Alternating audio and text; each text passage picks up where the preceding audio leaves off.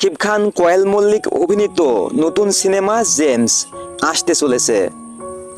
এই বিষয়ে কোয়েল মল্লিক কি বললেন নিজের কানেই শুনুন।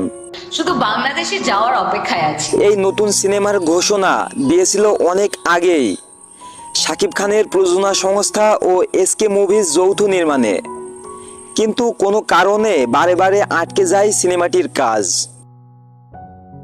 এবার সেই অসম্পূর্ণ কাজটি সম্পন্ন করতে চলেছেন বাংলাদেশের পাসওয়ার্ড নির্মাতা মালেক আফসারী স্যার। এর আগে ওপার বাংলার বেশ কজন জনপ্রিয় নায়িকার সঙ্গে জুটি বাঁধলেও এই প্রথমবার কোয়েলের বিপরীতে দেখা যাবে শাকিবকে। পরিচালক জানান, এই ছবিতে চমৎকার একটি চরিত্রে অভিনয় করবেন শাকিব খান, যেমনটি এর আগে কখনো তাকে দেখা যায়নি। এর জন্য নিজের স্টাইল ও লুক পরিবর্তন করবেন তিনি। ছবির পরিচালক মালেক আফসারী এই তথ্য নিশ্চিত করেছেন। এটা শুধু ভক্তদের গুঞ্জন।